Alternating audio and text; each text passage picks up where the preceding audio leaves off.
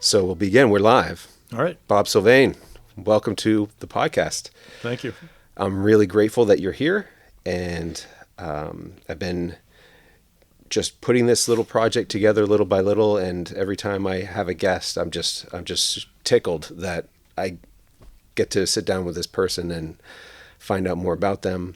And so to that, maybe you could introduce yourself briefly and just explain who you are. Sure. Well, you already gave away my name. I'm Bob Sylvain. I work here at Sparhawk teaching grade 5, and I also help with middle school craftsmanship and high school craftsmanship. This is all after stepping away for a year from the school. I was actually the head of the school for the first 5 years of academics and the 3-year period leading up to that. So, yeah, I've been at the school since the very start, and it's been a great project. Before that, I was working at Providence College. I was the director of, what was I?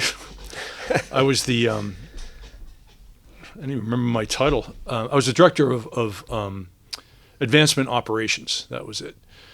And it was similar to a job I had at Boston College prior to that, and prior to that I had a similar job at Brown University. What is advancement? Advancement is fundraising. Oh. I was in charge of advancement services at all 3 of those places, which meant I wasn't a frontline fundraiser.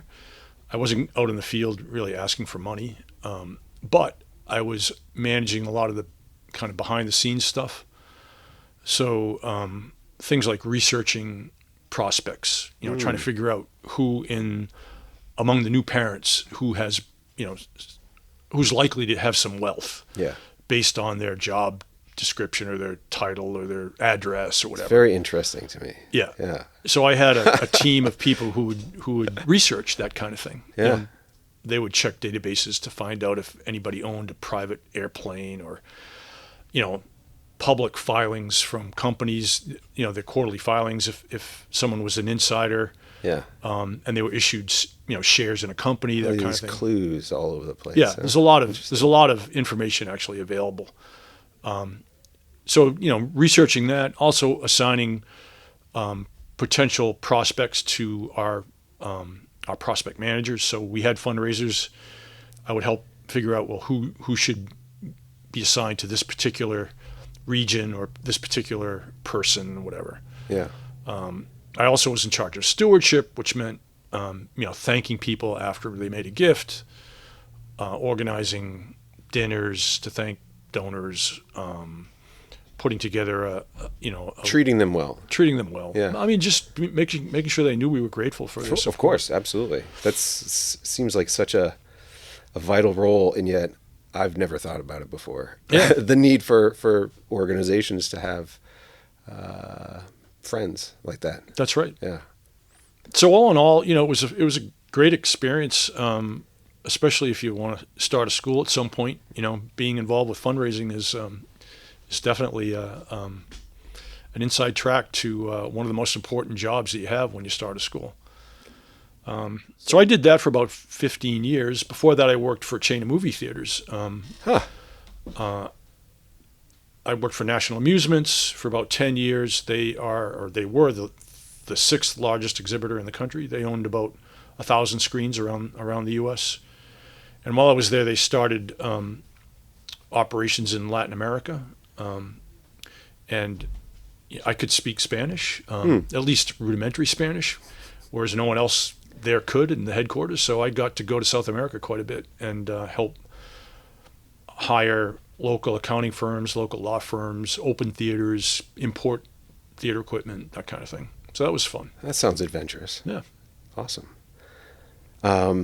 So you mentioned your experience helped starting the school. I did know that you were one of the co-founders because I spoke with Tim Casey at length, and he kind of gave me a thumbnail sketch of the origins of Sparhawk Academy. Yeah. But you're one of the ones that, one of the 4, I guess. There were 4 co-founders, as far as I know. Well, there might have been more. Actually, we had a board put together within 3 or 4 months of sort of the serious consideration of the project that included Tim and Dave Riley and Joe Sharippa. We had Mark O'Donnell, who was our realtor at the time. He was also on the board. When I say founder, it's kind of a loose term, so I didn't mean to exclude anybody or necessarily make it.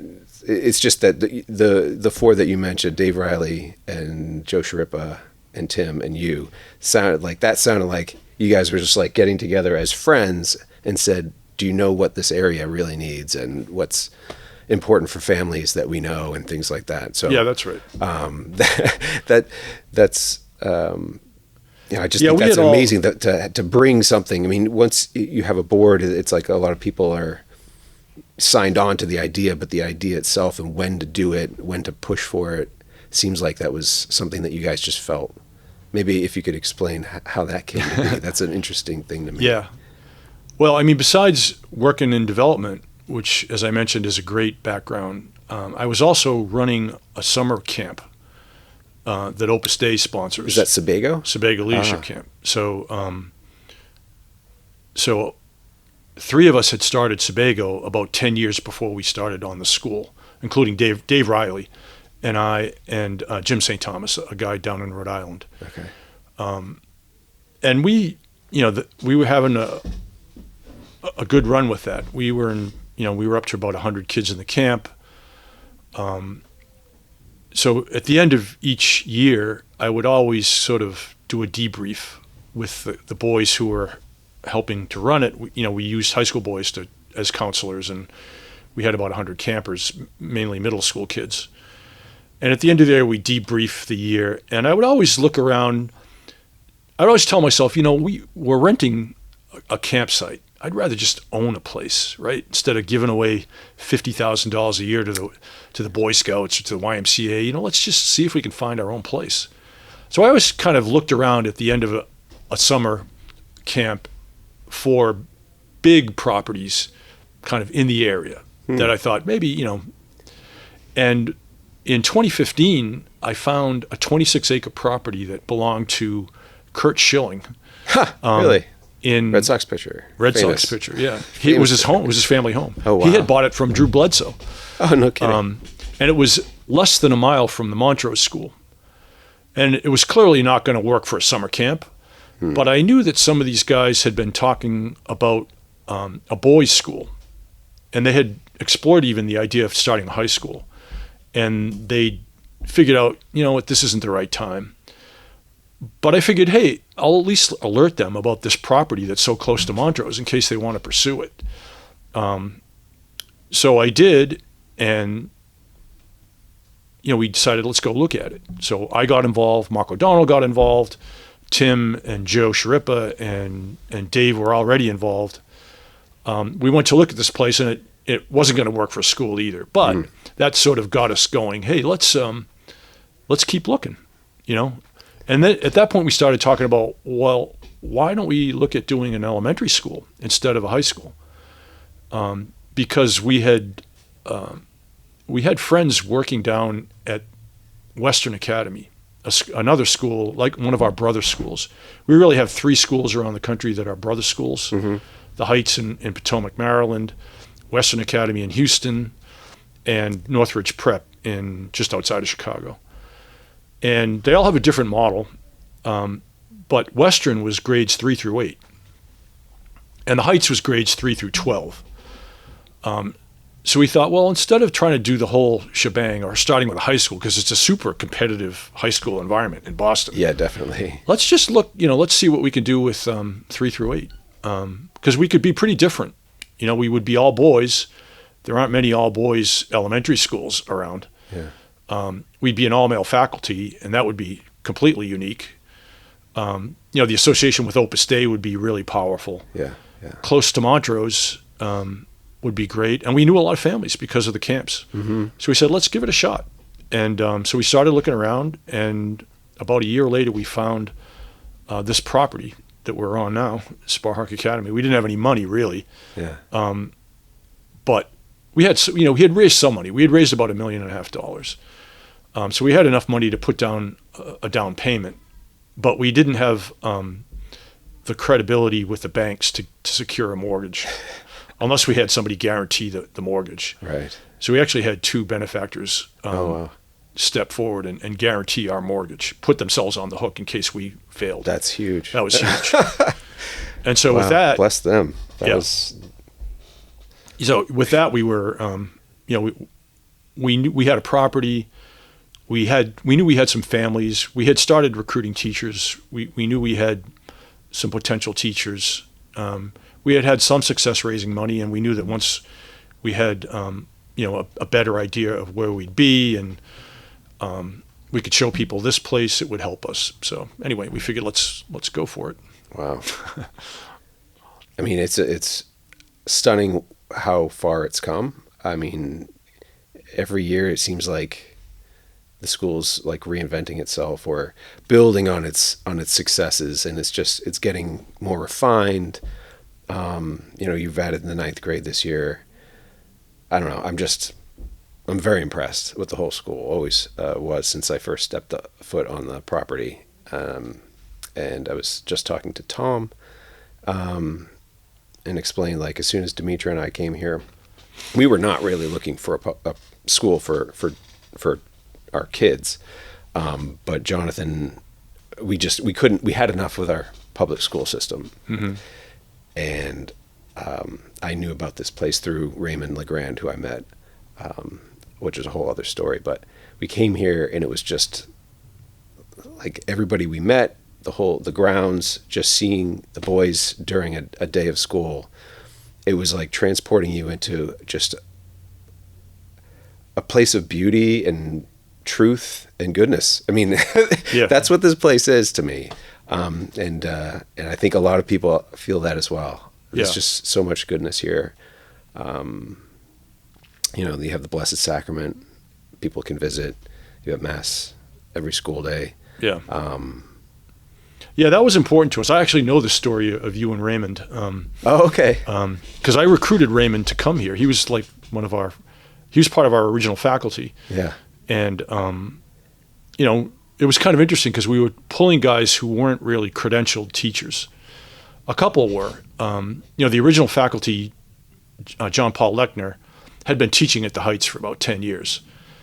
And he had graduated from Northridge Prep in Chicago, the school I mentioned. Right. So he really knew this kind of school because he had experienced it as a student and he had taught at the Heights for 10 years. And I had also asked Jim Golden. Jim wanted to teach here, but he was working at an investment bank. Yeah. And so we decided, hey, why don't you go to the Heights for a year? Move your whole family, your wife and your 4 kids, leave Boston for a year, teach at the Heights down in Washington to get the feel of how they do it, and then come back and join our opening faculty, which he did. That is an incredible leap. It is. And in the fact that it all worked out, and he actually, some people who try teaching find out that they don't like teaching. That's right. I went down to visit him. The year he was there, I went down in December, kind of almost through the second term. Yeah. And he was teaching the 4th grade. And we went out to lunch, and he told me, I don't think I'm going to make it till Christmas. Because it was a very difficult class. I guess there were a couple of kids who were just, great kids, but kind of a handful. Yeah. And if you didn't really had no experience with classroom management. Yeah. And it can be extremely hard. It can be pretty demanding. Get back to it every day and try to reset. And but I credit the Heights. I mean, they knew they were getting a rookie in Jim, but they were willing to take that risk because they wanted to help us.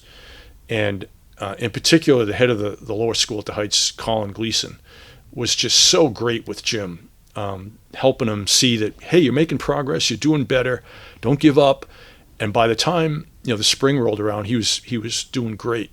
And now, I mean, he's one of our best teachers, and he's one of the guys who's been here since the very beginning. Mm-hmm. Huge thing for us that he went down there. Yeah, that's a big leap for him and his family to put a lot of faith in this project and what they must have felt a call to Yeah. do it, you know. So it's really special. So once the school was founded, there was presumably a pretty light number of students in each grade. And can you tell us like what that first year was like? Just trying to figure out how everything was going to work. Yeah, it was. I mean, you were the head of school, so it was like your job to make the whole thing work. Yeah, it's a big task. It was to just a fun jump year. into it. It was. We had 38 kids the first year, which is pretty good actually for a startup. Because we also knew that there were probably families in the wings who were going to wait and see for a year. Mm-hmm. You know, they weren't going to risk it the first year, but if we made it through the first year, they would join in the second year, which happened. So by year 2, we had 55 kids. Almost doubled, yeah. Yeah. So, but that first year, like we didn't think we'd actually have an 8th grade the first year. We figured, all right, you know, we'll offer 3 through 8, but you know, if we get kids for grades 3 through 7, that's fine, because who's going to want to send their kid, you know, school A in the 7th grade, and then Sparhawk in the 8th grade, and then another school in the 9th. You know, 3 schools in 3 years. Yeah, unless they're homeschooled already. So yeah, that's right. We actually had 3 kids. One of them was Dave Riley's son, and 2 other boys. So, you know, that was a small class, 3 boys in the 8th grade. But, yeah. You know, some of the other, especially the younger grades, I think we had a dozen 5th graders, you know, probably 10 6th graders. So in other words, the kids right in the middle there, we had pretty good numbers. 3rd grade was still pretty small. Not as small as the 8th grade, but it was still pretty small. But anyway, it was in a way it was a blessing because we didn't have this building. We were all in that house. Right. So we had 6 classrooms in that house. Yeah, there's a lot of rooms, but they're not big. No, they're not. I mean, I don't know if you've seen the Hassan's admissions office there. It's probably, I don't know if it's 200 square feet. Probably not. It's probably 150 square feet. Yeah. That was the 8th grade. We had a teacher and 3 students in that class for 2 years. Wow. Yeah. And then the chapel was in the basement.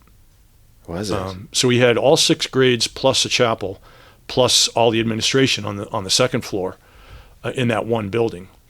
And then we used what was then a garage that fortunately had heat and air conditioning. We put down a carpet, called it our music hall, and used that as well for music class. Oh man! And then in the 2nd year, we invested in upgrading that building and turned that into the chapel. That 2nd year, by the way, was the COVID year. Is that the music hall that's still there now? Yeah. That building that now is the 8th grade class? 9th grade. 9th grade. Yeah, that's right. That was a garage. Year, you know, when we bought it, year 1 it was a music garage. Year 2 it was a chapel. Yeah, we fixed it up, put a bathroom in it, and then ever since then it's been either the 8th or the 9th grade. Yeah. Okay. Yeah, it's a nice very nice building inside and everything. So then COVID, yeah. I don't want to dwell on COVID. I'm so tired of it. Well, you know, that was a real opportunity for us. You know, it was our 2nd year. You know, COVID, the real problems began in I remember it was Friday the 13th of March. We had to shut down. It was going to shut down for 10 days, right? Yeah, flatten the curve. And so we, you know, within a week, we had Zoom online. We were having classes. And we finished the year online. I mean, not ideal, but better than nothing. And then the following fall, the fall of 2020, you know, there was all these mandates about distancing and what you could do indoors and blah, blah, blah. We just said, well, let's have classes outdoors. So we put up 6 tents and just had our classes in the tents outdoors.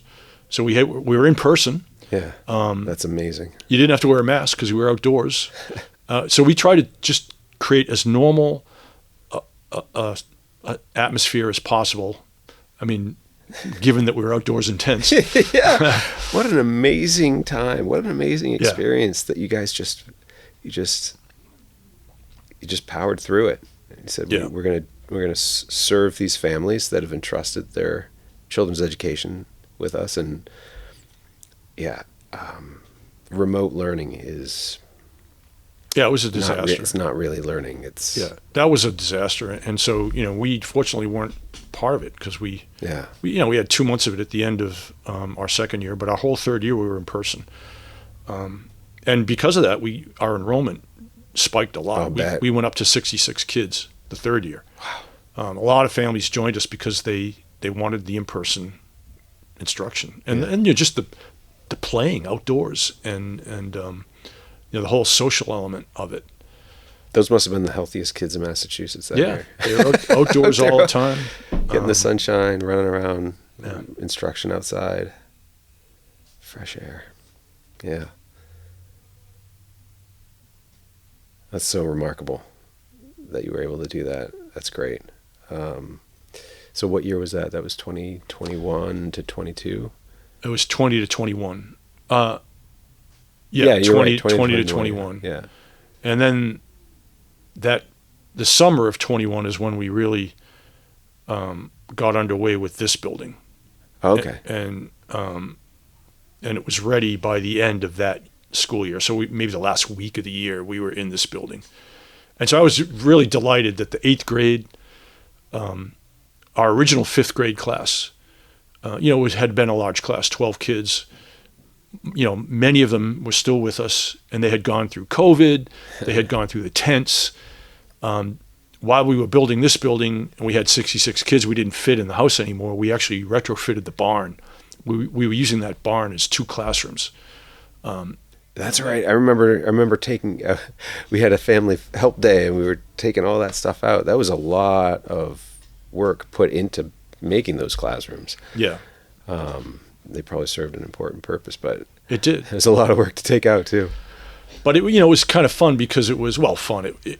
I don't think it ever got above 63 degrees in that barn. In the winter, it's a barn, and we insulated it. We put in heat, but it never got that warm. Yeah. So I felt like these boys in the 5th grade, they had been in that barn for 2 years. And I was glad that at least the last week of their time at Sparhawk, they got to be in this building, and we had the new chapel and all that stuff. But that was so getting this space was critical because we have 5 nice classrooms now, and this is a great building. Big chapel, big great hall, that stuff. Prior to that great hall, everything that we did that involved more than 20 people, we had to do. Again, outdoors. Mm-hmm. So our grade 8 farewell dinner, our pub nights, our grandparents' day, all that stuff was outdoors. We had mass outdoors because we didn't have any room big enough to hold people. Yeah. Now with this, the great hall, we can fit. It's squeezed, but we can probably get 150 people in there. Oh man, it's excellent. I love hearing all this because it's such a remarkable startup story, really. And I credit the parents who actually, first of all, the ones who gave us a shot in year 1, year 2, COVID. But even the parents who came and visited and saw we're running these classrooms out of a barn, and those people took a risk, and even now. We're starting 9th grade this year. That's a risk. We've never done that before. And for the next 3 years, it'll be a risk. So we're still definitely in the pioneer stage. And so the parents who come here, I think, are they're kind of adventurous in the best sense of the word. And I think they value what they see here, and they value the atmosphere above the amenities. Right. We don't have a lot of amenities, but we have a great faculty. We have a beautiful property, and we're outdoors a lot. We have the Blessed Sacrament. We have Mass midday every day. That's important. It's not before school when, maybe I'll show up after Mass. Yeah. It's not after school when, I'm going to play soccer. Middle of the day. Pride of place. Pride of place. Yeah. And no one's forced to go. Twice a year we have an all-school Mass, so everyone's expected to go. Other than that, it's completely voluntary. They can either go to a silent reading period or they can go to Mass, and more than half the kids go to Mass every day voluntarily. Yeah, and I think those parents do see something really special here. Yes, the faculty they're great.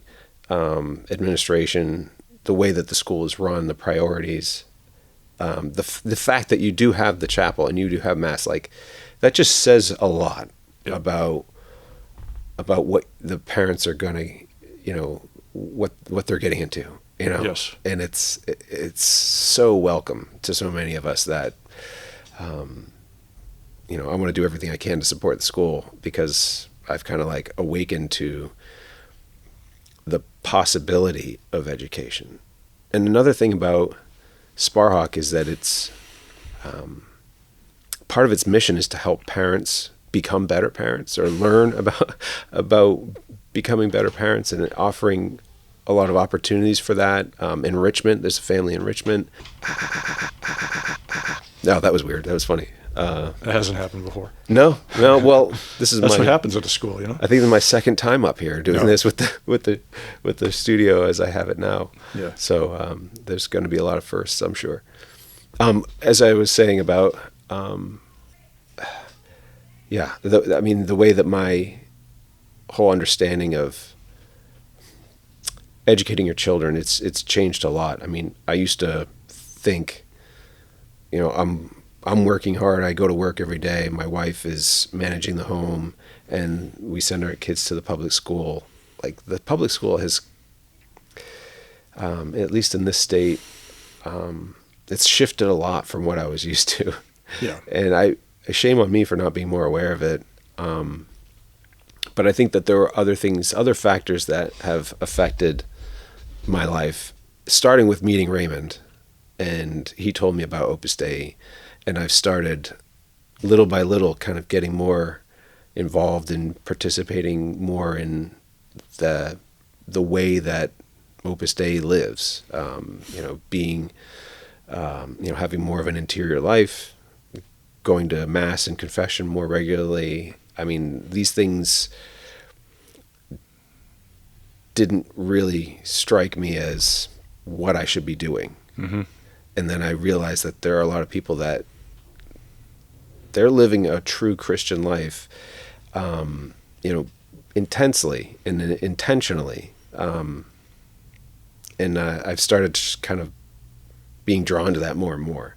And so as that started happening, and then I started kind of seeing what the world was actually doing to my children, I realized, we gotta do something about this before it's too late. Yeah. So that's when we sent John in 4th grade. So that was 2 years ago. Yeah. And other people may have a different experience, but that was mine. And I'm continuing to grow and change and learn. Changing my practices and my habits, and I just think that the school is a big part of that. So I'm very grateful. I'm grateful that you started the school. I'm grateful for the people that invested in it, and the initial families, and all the families up till now, like that are continuing to make it grow. I mean, I think it's it's just really invaluable. Yeah, there's no question that the whole spirit of Opus Dei is what informs what's going on here. Yeah. Opus Dei it's part of the church. It's got a prelate. It's got all the sort of trappings of being part of the institutional church. But the main message actually is quite simple. It's that ordinary people can pursue holiness in ordinary life.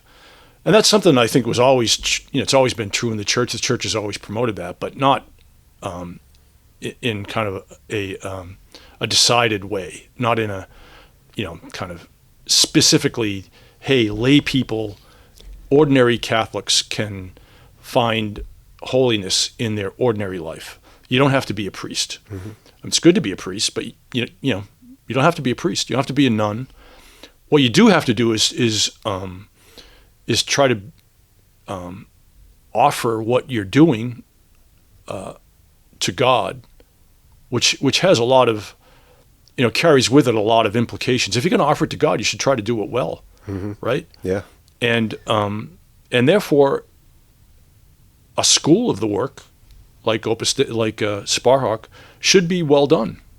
We don't want to just kind of be a refuge from, right, from the world. We want to be in the mix of things. We want our students to do well. We want them to thrive academically. We want to have good sports programs. We want them to go to good colleges. We want them to find good spouses and marry well. We want all that. That's perfectly human. And, there's no sort of contradiction between that and trying to live your life as a good Christian. In fact, it's sort of the message of Opus Dei is that those things are actually the very means by which you become a good Christian, is by trying to do these things well. So I think that's reflected in the way that the faculty prepares and the administration prepares the school. We try to make sure that things are done well. It's not sloppy. It's not, kind of thrown together. It's actually planned. Yeah. Yeah, definitely. It's meticulously well executed. Yeah. And that, we want, like I said, we don't have many amenities at this point, but we don't want to be one of these sort of high-end prep schools. On the other hand, we should have what any good school has. So, over time, we'll build more buildings. We'll have a gym. We'll have a theater. We'll have a bigger athletics program. All those things. There's nothing incompatible about any of that with being a good Christian Catholic school. In fact, you want to be exemplary in those things, actually, to help draw people to the church and to the faith. Yes. It serves as kind of an apostolic tool. I mean, if they see that, all right, these people they're ordinary people, they're like me, they try to work hard, they make mistakes, they try to have a sense of humor, all those things, and that's just part of being in the world, and so we want to participate in all of that, and it carries over. The boys, we know those boys aren't saints. What are you talking about? Yeah, because the faculty, we're not saints either, and the parents aren't saints. No one is, but we're all working toward it, and we want the boys to learn how to use their freedom. I mean, that's one of the big things here, because unless you know how to manage your freedom, you're not going to be a good Christian. You're just not. Either you're going to be a slave to a device, or you're going to be a slave to whatever the marketing wizards are promoting this week. And we want them to be free from that. That's not to say that we're afraid of technology or afraid of the culture. We want to influence it. And so we want to be on top of it. We want to be experts in those things, but in a way that doesn't enslave us, Maybe that's all too highfalutin. Not at all. I mean, I love one thing that Demetra and I talk about a lot are the screens. That was a mistake that we made with our older girls. In public schools, it's kind of like there's really no way, unless you want to ostracize your child, if you don't allow them to have a device. And people do it, and I applaud them. And maybe we should have done it too, but it's very difficult. Yes. It's very challenging, and you have to manage that relationship with your child, and it's difficult.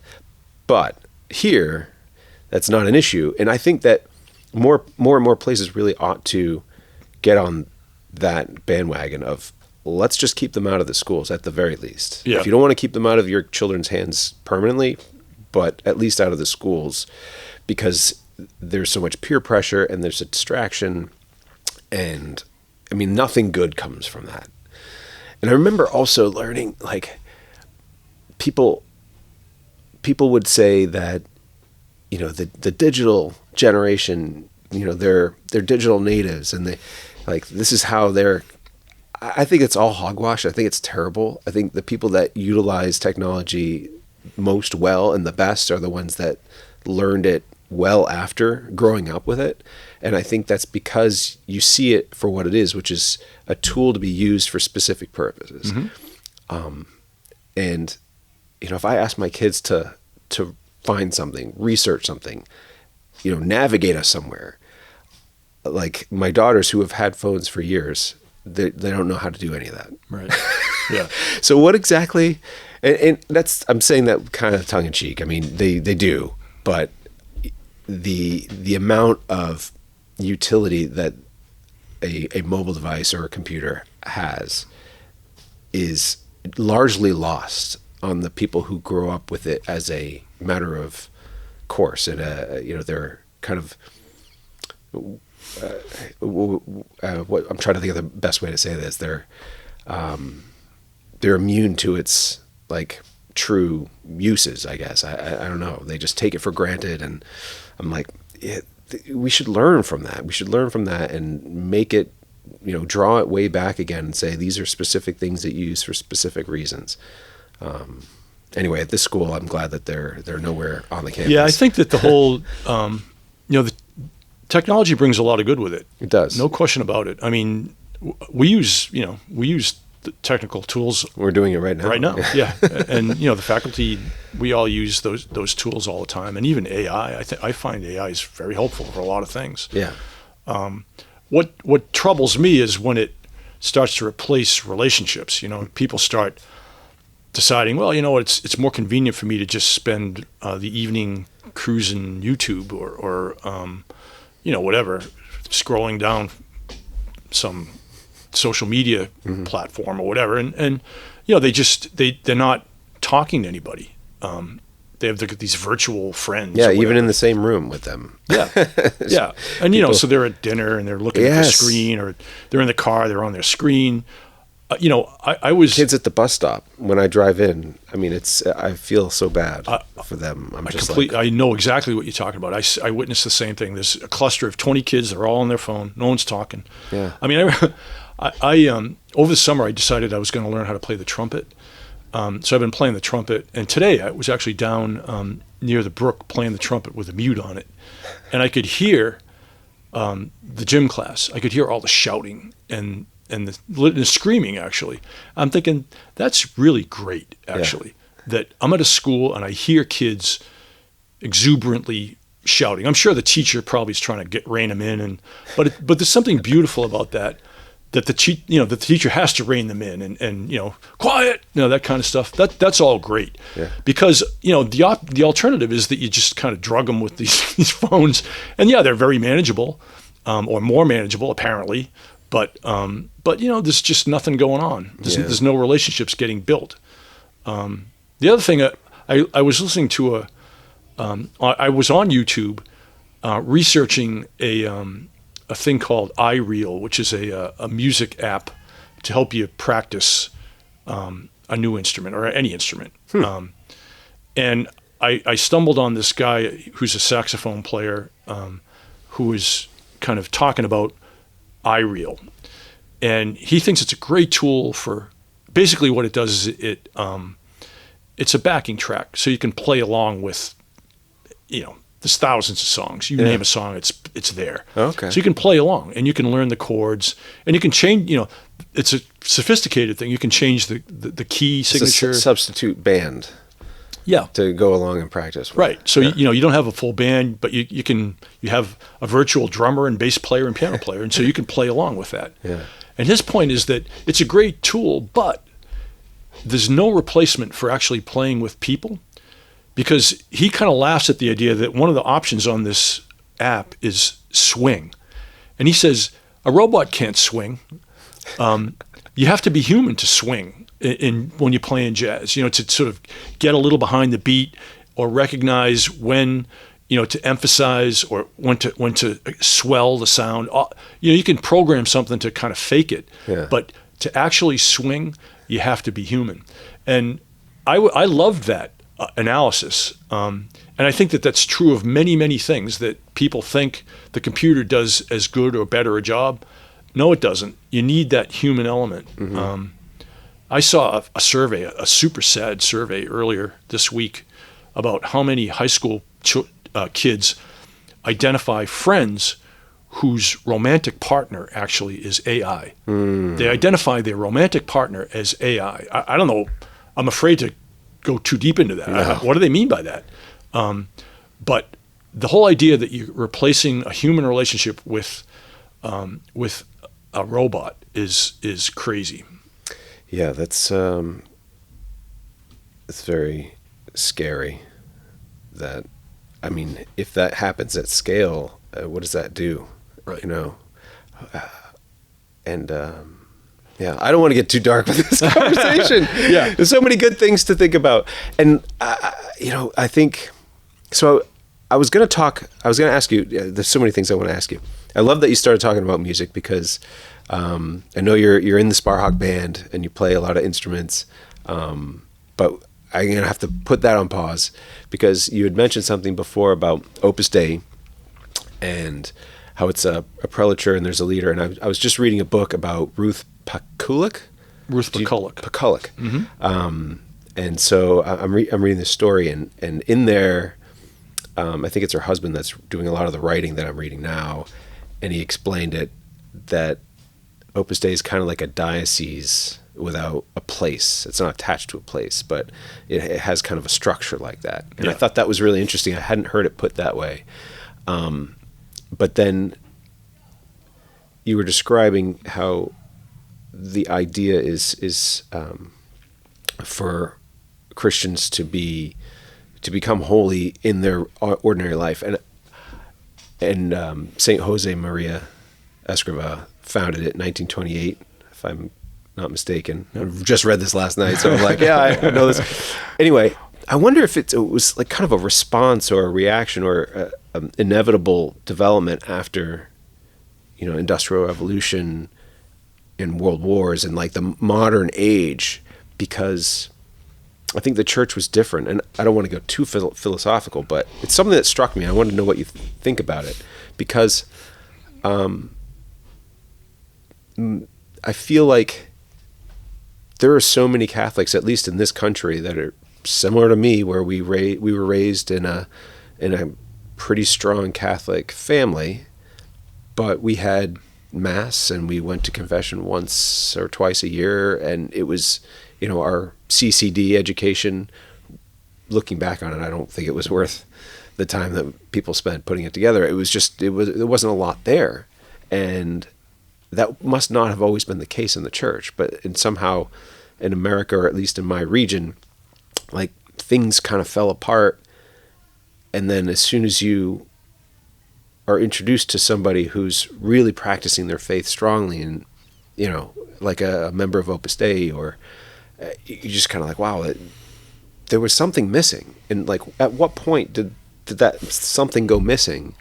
And then maybe, you know, Saint Jose Maria like recognized that and said, we need something else to make everybody who's a Christian feel like they're part of being a Christian, and there's like a way to do that. Yeah. Or at least there's, you know, some important principles. You know, everybody can be different in their own way. I mean, all the saints are different, but I don't know, that's how I felt about it. Yeah, no, I think there's a lot of truth to that. I mean, I remember, well, first of all, I think Mike McCulloch's description of Opus Dei as sort of a diocese without borders is pretty good. Okay. I mean, the only distinction I would make is that a diocese, the members of a diocese can really respond to any calling from God, right? I mean, a diocese has some members who become priests, some members become nuns, some members become monks, some members of the diocese get married, most of them.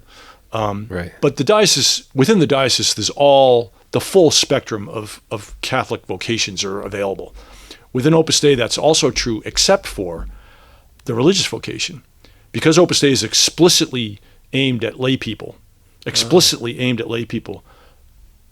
nun or a monk can't join Opus Dei. It's not because they're unworthy. Obviously, there's great saints, and they do an immense good for the church, nuns and monks. But their vocation is explicitly to leave the world, right? They take vows, and they remove themselves from the world. I mean, they still have they may operate in many ways in the world. Yeah. I worked at Providence College. The Dominicans, they're monks. They're operating in the world, but at the same time, they've left the world in some way, in some real way, in a very beautiful way, in a way that's really compelling for a witness for the church, for the eschaton, as they say. Yeah. Same thing. I worked at Boston College. The Jesuits, they're religious. They've left the world in some way. I mean, obviously they run Boston College. They run lots of universities. They're in the middle of things, but they've got a special charism that removes them from the world in a particular way. Whereas Opus Dei, we don't take those vows. We're not removed from the world. We're in the middle of the world. Mm-hmm. And so, I happen to be a teacher. But before this, I worked in finance. I worked for a chain of movie theaters. I was, so Opus Dei, it's open to every kind of secular vocation, but not to the religious vocations. No, but there are priests at Opus There are Dei. priests, but they're all secular priests. So what that means is there's a difference between a religious priest, like a Dominican or a Jesuit or a Franciscan, or like the Pope is an Augustinian. Those are religious priests. A diocesan priest, Father Senetia, the priest in whatever your parish is, mm-hmm. Those are secular priests. They're not religious priests. And so because they're not religious, and they're not in the code of canon law, I'm getting really kind of abstruse here, but in the code... I'm fascinated by this. I don't know hardly anything about it, but I'm fascinated. In the code of canon law, there's a distinction made between religious priests and secular priests. And the difference basically is that a religious priest sort of removes himself in a real way from the world, whereas a secular priest is still in the world. And so it's true that a parish priest can belong to Opus Dei. Yeah. But I mean, in Opus Dei, I would say 98% of the members of the work are lay people. And by far, probably 80% of them are married. Mm-hmm. And there's this 20% are not. Like I'm a numerary, and Tony Gennaro is an associate. So the numerary and the associate vocation involves celibacy. It means giving yourself entirely to the needs of Opus Dei, to sort of move at the drop of a hat to wherever they ask you to move and do whatever they ask you to do. But it's a contract. It's a secular civil contract, not a vow. So, numeraries and associates, they've made it's kind of like a marriage contract in a sense. People say marriage vows all the time, but technically they're not vows in canon law. It's a contract. There's so many interesting things that you contract teaching marriage. Me here. You don't. They're not vows. Yeah. And so in Opus Dei, we make a contract with the prelature, but we don't take vows, which is another kind of distinction from religious. Religious take vows. So the Dominicans take a vow of poverty, chastity, and obedience. The Jesuits do the same thing, and they take a vow also of loyalty to the Pope. Yeah. Opus Dei, we don't take vows. Interesting. I'm fascinated by all of this. Honestly, I have a lot of questions and just want to learn more. I mean, I think it's I don't know much about the religious orders. I mean, I wish I did. You'd think that I've been on my own journey, learning as much as I can about my faith. I mean, ever since I got married, I've kind of started down this path, and it's just a windy, long road, and I'm I'm still walking it, and there's a lot to learn. There's so much history, and there's so much depth to the church, to the Christian life in general, and I'm fascinated by it, and I like learning. I mean, I'm with you. I never knew anything about religious growing up. I didn't, I don't think I ever met a religious priest. I knew priests from my parish. Yeah. But I never met a Jesuit until I started working at BC. I never met a Dominican until I started working at PC. And, I'm really glad that I have, because it's clear there's a lot of holiness in the Jesuits, and there's a lot of holiness in the Dominicans. I understand a little bit more now about their lifestyle, because I know a few of them. but yeah, I think it's just, I suspect that in Europe, there's more of a culture of where religious priests are kind of more common, or maybe not common anymore, but at least the culture. I mean, monasticism really made Europe. Yeah. All the universities and the hospitals and orphanages and even collective farms, all that stuff. That's all the monks. They all started that stuff. And so, Europe, and by extension, North America and South America, owe a huge debt of gratitude to these monks and nuns who really set the culture. Well, I'm going to have to learn more about that. I went to a parish. I'm from Andover, Mass. St. Augustine's is the parish there. So they're Augustinians. Yeah. I knew that, but I didn't know anything about them. Yeah. And at the time when I was living the Pope's an Augustinian. Yeah. I didn't have enough curiosity about it to find out about it. So it's added to my list of things that I'm going to try to learn more about. Oh, there's so much. So getting back to music. So tell me more about, like, did you play instruments when you were young, when going, through school, or? Yeah, I played the guitar, starting probably in, junior high, maybe. I was never any good, but, I enjoyed playing. Yeah. And, I was actually involved with Opus Dei starting in junior high, and we would have these trips, and, on a birthday or something, there'd be a celebration and people would perform a song, or, we had these ski trips and we'd have these big shows on the last night of the trip or whatever. And there were guys who were good guitar players and stuff. So I was kind of, hey, I'd like to learn that. So I learned guitar. And then much later, probably when I was 40 years old, I started getting to bluegrass music. Mm-hmm. And I love the banjo. I love the sound of the banjo, kind of this primitive, thumpy, unamplified, engineered sound. I really liked it. Yeah. And so I picked up the banjo, and I learned finger picking style, scrug style banjo, and then is that hard to learn? I mean, I feel like that's just a lot of muscle memory and repetition and over and over and over again.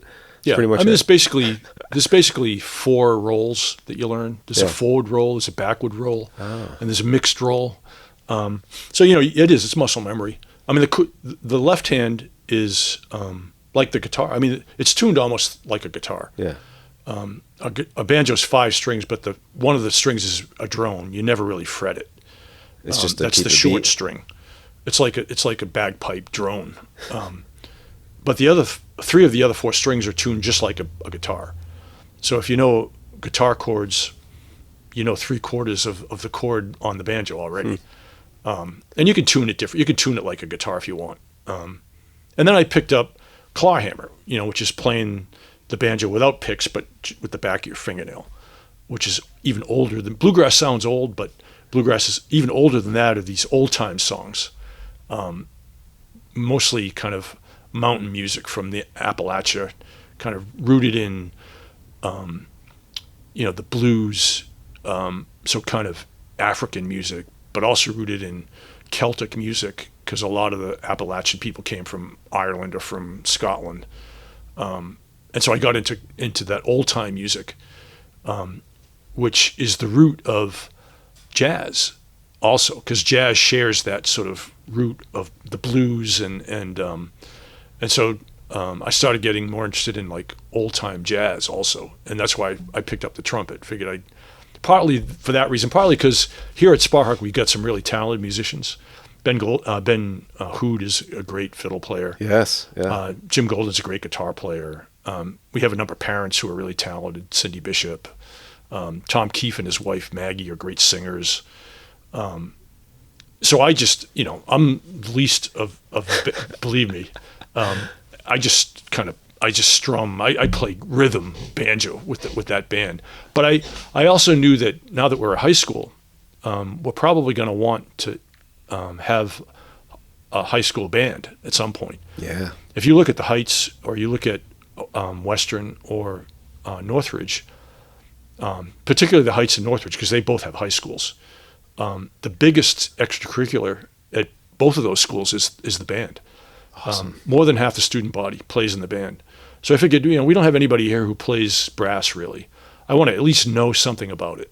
So I know a little bit now. That's one of the reasons why you picked up the trumpet. Yeah. So I know now a little bit about embouchure and brass instruments that I can't really teach it. And as long as I'm 6 months ahead of the kids, I guess I'm I'm in a position where I can show them something. Yeah. But yeah, that's part of the reason too. Excellent. I think that would be fantastic. I did not have a huge musical upbringing. We had a piano in the house. My older sisters, I can't remember, or maybe I wasn't aware if they were forced to take the piano lessons or they really wanted to. And then my brother didn't. I think he played the trumpet in like elementary, middle school. Mm-hmm. And then same thing with me. I did the trombone and then left it. Looking back now, I wish that I had stuck with it more. There's a trombone right over there. Maybe after this I'll pick it up. I'll do a little, see if I can do some of my, I don't remember what songs I did. The other problem I didn't like with being part of a bigger band was you didn't play the whole song. You only played a little part. Right. And at that time, it seemed to me like, especially the trombone, it was kind of like just bass line, yes. I didn't get it and understand it. And of course, the band I was in probably didn't make it sound great to begin with. Right. But I just, wish I'd stuck with it. But I think it's very important. Music is really important, especially making music with the instruments that have been devised by human beings. I mean, it's just an amazing thing. It just gets back to that human thing I was talking about earlier. I mean, you can synthesize music, but nothing substitutes a live band, people actually play, and especially if you're playing with them and they're good. Yeah. Wow, it's a great experience. Yeah. I mean, it's just a human mind making that happen. I was just telling, I can't remember who I was talking to, but I was just marveling at the time of just language. The fact that we're, these creatures that have bodies like all the other animals, but somehow we're able to mind meld with each other through making clucks and oohs and ahs and thumps and stuff with our mouth. I mean, it's just mind-boggling, and we all take it for granted all the time. But it's incredible that we can just share ideas and thoughts, and the more obviously there's a lot of levels of sophistication of language and poetry, and there's a great essay by one of my favorite philosophers named Josef Pieper. Yes. He's got an essay called Abuse of Language, Abuse of Power. Huh. It's very short. It's maybe 50 or 60 pages long. But he's talking about language, and he's talking about how, abusing language, lying basically, is completely destructive to any kind of human relationship. In fact, he would say a lie is not communication. It's the opposite of communication.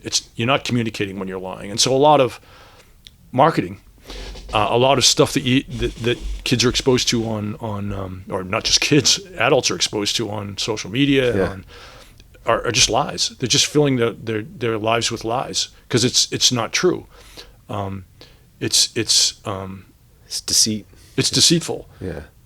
But Pieper really got me into I have one of my favorite apps on my phone is I have an etymology app, and I check etymologies of words all the time because there's an incredible amount of truth contained in the etymology of a word. Like if you know that a word came from, this root word, and therefore the word is connected with the meaning of that root word in some way, it opens up a whole sort of spectrum of ideas and sort of understanding that's super fascinating. Yeah, I was just reading Gerard Manley Hopkins. I have a book, Penguin Classics. It was on our shelf. We have a huge bookshelf at home, and once in a while I have nothing to read, even though there's piles, and I just go and pick something. I picked him up, and he was talking about just that in one of his essays, and I think it was when he was young, maybe in like early 20s or something, maybe even earlier than that. It was about the word horn, and he was just going off on like, where that came from, and he was guessing a lot of what other things it was associated with. But it's like hill, mountain, or or the spirally thing, and like there's so many things that are related to kind of primitive concepts and things that people language obviously is growing and it's always expanding, but yeah, if you link I'm it back. I'm fascinated by the word horn, by the way. Obviously the trumpet's a horn. Yeah. So I'm kind of interested in that. Yeah. The original logo of Sparhawk had a horn in it. Like a bugle? It was like a shofar, almost one of these Israeli horns made out of a ram's horn. Oh, that kind of horn. That Okay, kind of yeah. horn, yeah. It had meaning, actually. The reason it was in there was because there was a quotation from the book of Samuel about the horn of plenty. Yeah. And so I was kind of fascinated. What you got horn, which is the musical instrument, but you also got the horn of plenty. What's that all about? And anyway, it's I mean that's just one little example, but they are. There's so much there. It's fascinating. So we talk about music and words and it's great. So can you share a little bit about what's in store for Sparhawk, and what are the dreams looking forward? I mean, I can't speak, for everybody. I can speak for myself. Sure. I hope that over the next 3 years we add a 10th grade next year, and then an 11th, and then a 12th, and so 4 years from now we have a full high school. Yeah, I think that's my expectation. I don't know if that's everybody's expectation, but it makes a lot of sense that would happen. No, I think that's the plan. Okay. That's the that's the idea. We want that to happen. Yeah. Because that's just in time for John to go into 9th grade for the full high school of 4 years of students, and that would be good timing. I mean, I'd love to see us get to the point where we've got two sessions of each grade. Mm-hmm. Right now we got 2 6th grades. We have 32 boys in the 6th grade, so we have two sections of 16 each. Yeah. I'd love to see that happen with all the grades, and in high school even maybe 3 sections of each. So that would be a school of maybe 400 or 500. Yeah, it's getting big. That's getting big. Now, the Heights school is almost 600, and I know from talking to them that they think that's as big as they ever want to be. Yeah. It gets to a certain point where you really don't know people anymore if it gets too big, and you don't want that to happen. But I'd like that personally. I'd like to see us to get to 400 or 500, and I think that as long as we can maintain an identity in the lower school, that like they have now, a real strong identity that we're part of Sparhawk, we're an important part of Sparhawk, but we have our I see the 3rd, 4th, 5th grade down in Pineville, which I think they named actually. Building their forts and that kind of thing. I think that's awesome. Yeah, absolutely. I love that too. But at the same time, we're going to be a high school, and we have to be aware that a high school boy is not going to want to kind of be hanging around with 4th graders.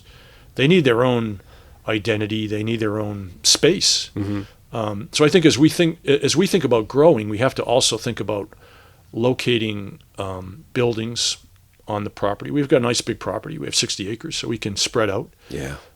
We should do it in a way that allows the high school to have their own identity. Yeah. And not feel like I'm still in school with 3rd graders. Yeah. And at the same time, let the 3rd graders be themselves and have their little domain where they build their forts. And so we need to think about that. I never want to have like one gigantic building. I'd much rather have 6 smaller buildings that have a human scale to them, that feel like they don't have an institutional feel, I like this building, but it does have a little bit of an institutional feel to it. Yeah. I mean, we have most institutional schools don't have a fireplace, and so I like that. That was an important element actually to keep kind of a human family tone to the thing. Yeah. That was a really good move. And the chapel's beautiful. I like the chapel a lot. It's simple, but I like it a lot. And I think it's important the boys see we care for it, that we think it's important, that the faculty, by and large, every day the faculty is nearly always at Mass, the whole faculty. Yeah. Maybe one guy, two guys are off supervising the reading, but everybody else is at Mass. And we've got a beautiful painting. We just got a beautiful statue of St. Joseph. Yes. Those things are... Where did that come from? Italy. We commissioned it. Oh, wow, really? Yeah. Awesome. That is great. I noticed I saw it one day, and then another day I wanted to get a little closer look, so I went up. He's wearing boots. Yeah. He looks like he might be from, the first century, but then you look down, he's wearing like work boots like mine. Well, you know what?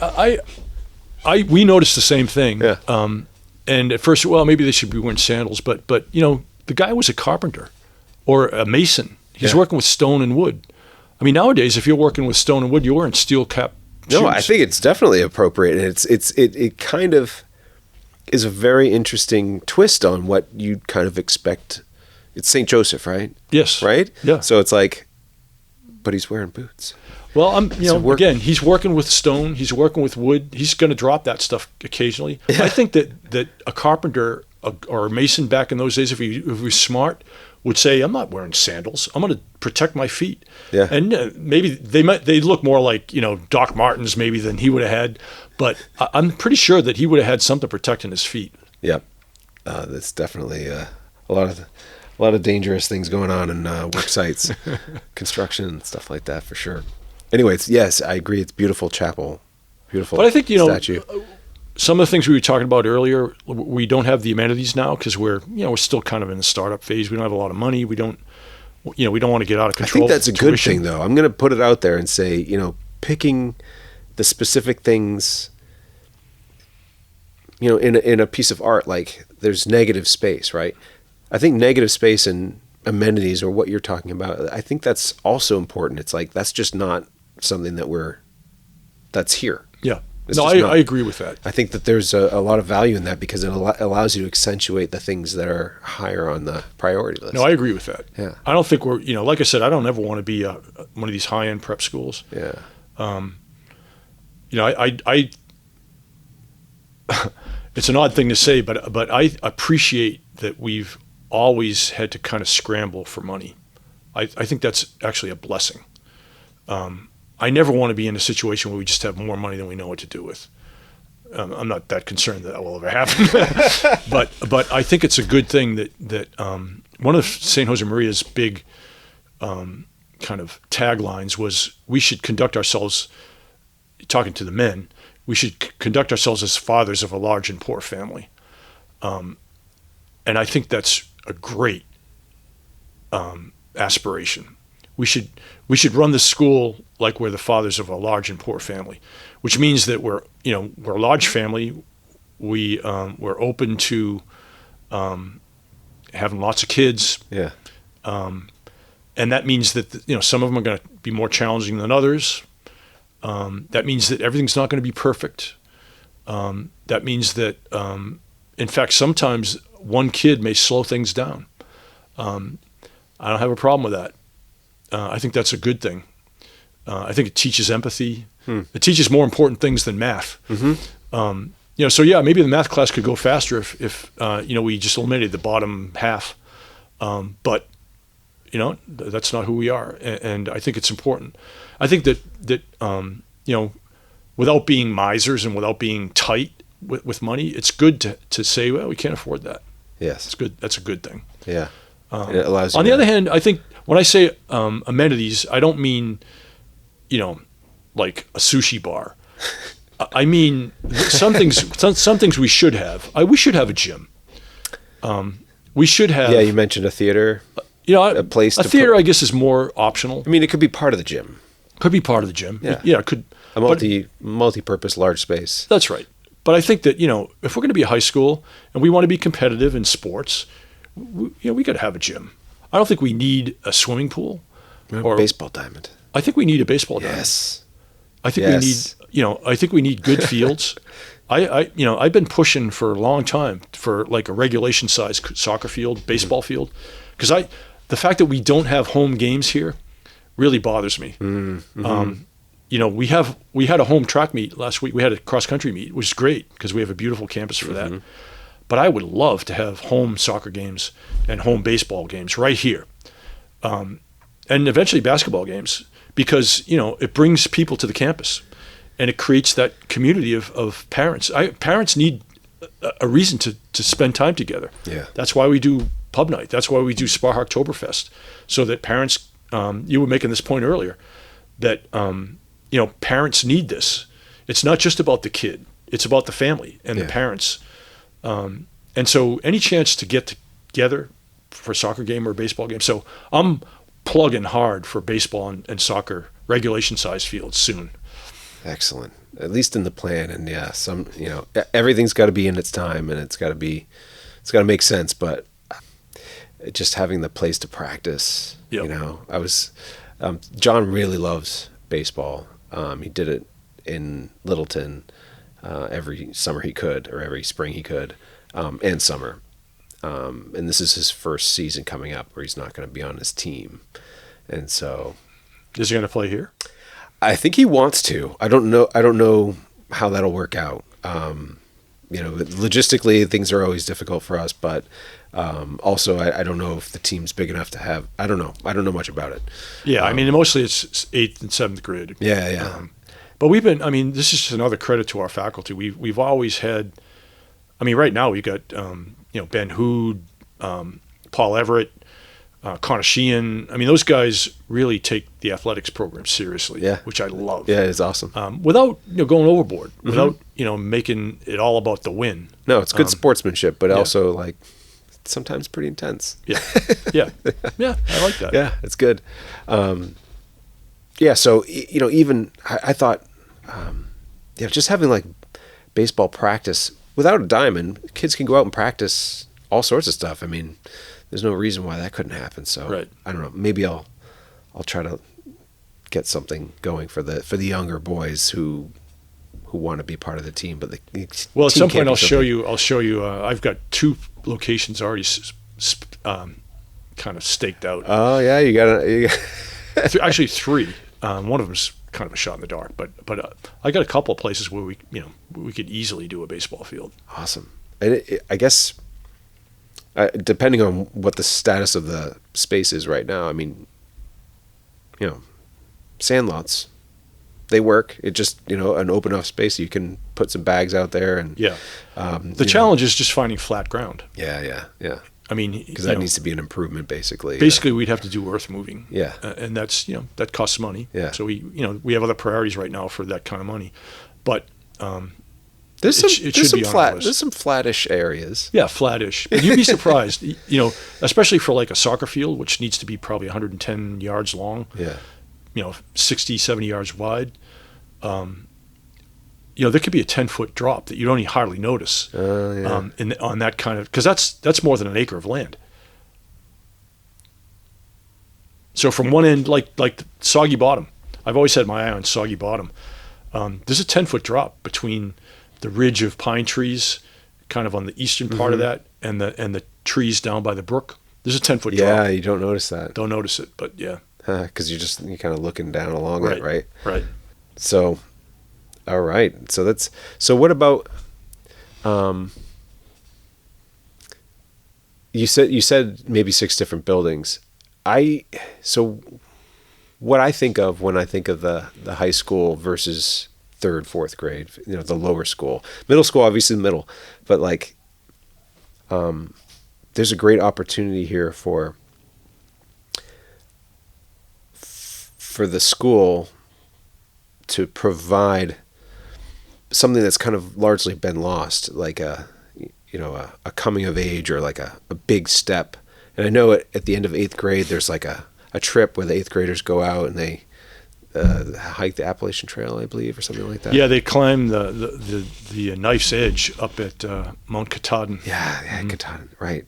So but like, just imagine, I'm imagining, you know, a third grader, fourth grader going to school here and just seeing like the high school boys. They're like off over there, like that place. And then having that big step from, you know, eighth grade basically being the end of your lower school or however you want to call it. And then having the high school be like this. Yes, it's part of the Sparhawk campus and place, but it's like, you know, it's the place that they're always looking up to, and then they finally get there. And, you know, I think that's, I don't know, I think there's some beauty in that, in some important way. One of the teachers we had our first year was a guy named Elias Negley. He was a Heights graduate. He left here to go work in admissions at Wyoming Catholic, and now he's teaching at the Heights. But he had, he was a kind of a visionary guy a lot. He designed this logo. Yeah, with the muskets. And anyway, he was very creative, and he had this sort of vision of like the progress of a boy through the camp. So as a young boy, he'd be doing chores on the farm, kind of on the countryside. You know, we have chickens, and you know, hopefully at some point we'll add more animals, goats and pigs, I hope. But anyway, the idea would be that he'd be the boy out, the young boy out on the farm. And then in middle school, he starts to be more engaged with village life. And so, yeah, more organized sports, organized oratorical things, language, you know, beginning the study of Latin and classics. And then by the time they're in high school, they're in the village or even the city. There's a sense that there's a progress from the countryside into the village, into the city. And it's a little bit whimsical, but it's also, there's a lot of truth to it that you want to have the boys have that sense of progress, like you were mentioning, and even visually having it be different, so that, for instance, the boys in the 3rd, 4th, 5th grade, the lower school, maybe their buildings are more rustic. Like I would love to create Hobbiton, the hobbits. I'd love to have round little hobbit holes. Oh man, that would be amazing. I mean, not so little, big enough to have a couple. Well, classrooms. at least the theme or the architectural suggestion of that style. Yeah, a round door. Maybe sod on the roof, things growing, flowers out front, and then so it's a very rustic feel. And then by the time they get to the village, okay, maybe they're in more like what we have now, the clapboard wooden structures. And then the high school, I think, should be a beautiful stone building. Stone, definitely. So you're going from the hut to the house to the stone building. Yeah. But at the same time, there need to be common spaces. Like we're never going to have more than one chapel. Mm-hmm. Just the reality is that we can't support it with this priest shortage, and we're been so fortunate. We've had a priest here every day since we started to say mass. That's amazing to me, actually. In 7+ years, we've had mass every day. And so the chapel still needs to be like a focal point for everybody, the third grade and high school. So that needs almost to be chapels. I mean, no, it's a place where everybody's supposed to be getting together. But I don't want it to be a free. For a long time, I wanted to just have us build our own chapel, have a stone by hand. Yes, Bob. But I totally would do that. The more I thought about it, the more I realized off. I don't think we want a freestanding chapel. I think we want the chapel in the mix, like it is here, where people can pop in. And if it's a freestanding building, it might look cool, but who's actually going to go there when it's raining or snowing? I want it to be super accessible. That was another thing St. Josemaria said. If he could put, sofas or easy chairs or lazy boys or beds in the chapel, and it would be more comfortable, and so people would go more, he would do it. Yeah, that's a really good way to think about it, though, because you're right. I mean, if it's raining, it's cold, I'd like to go. There's little subtle things that you don't really it doesn't reach your consciousness, but it's resistance for you to get up and go. So personally, I think there should be a central building that has the chapel, the great hall, a couple of classrooms, a big kitchen, the headmaster's office. That should be a building. Cafeteria? Is that what you meant by kitchen, or? No, I mean a kitchen where you could teach kids how to Yes. cook. Okay. And the Great Hall, I like this thing where you can sort of make it into a cafeteria when you want it to. Yeah. Anyway, an actual kitchen with ovens and sinks. Like we have a kitchenette, but I want a real kitchen. Yeah. But that building would contain those things: chapel, Great Hall, kitchen, couple classrooms, headmaster's office. And maybe, if we got really ambitious, the Elm Lounge, the Stone Lounge. Oh, now you're thinking. The Anchor Lounge, the Mead Lounge. That's... So in other words, it's kind of a campus student center, campus center, union that is its own universe, apart from the high school, the lower school, and the middle school. This is. I love these ideas, Bob. This is awesome. I love the ideas. I think we should probably wrap it up here because I'm getting hungry. You're probably getting hungry, and this has been a wonderful conversation. I really appreciate your time. Yeah, I've enjoyed it. It's great talking, and I'd like to do it again. Yeah. My goal is to have kind of a regular routine where I can sit down with people and, depending on what's happening, just talk about current events or anything. Yeah. So hopefully I'll get to that level where it can be a regular routine. That'll be fun. But I think this kind of stuff is great. This is another sort of side benefit of a school. That we've got parents with all kinds of different interests and talents and abilities. I think we should be tapping into all that. And this is awesome. Well, it's a start. Yeah. So hopefully I'll be able to share it, and other people have their things that they bring to the table, and we're building a community here. Yep. So very good. Great. I'd like to. Can you lead me in a prayer to close? Yeah. I feel like a Protestant minister when I'm leading somebody. Well, I was going to say. Yes, I can definitely do that.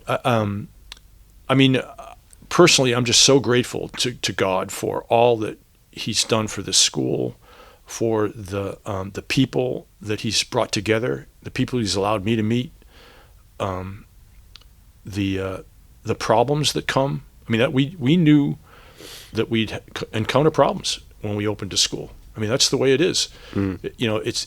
I think the romantic wants to design curriculum and build buildings and manicure the grounds and all that. But the fact is, we knew when we started the school that we were inviting problems, and that's what we want,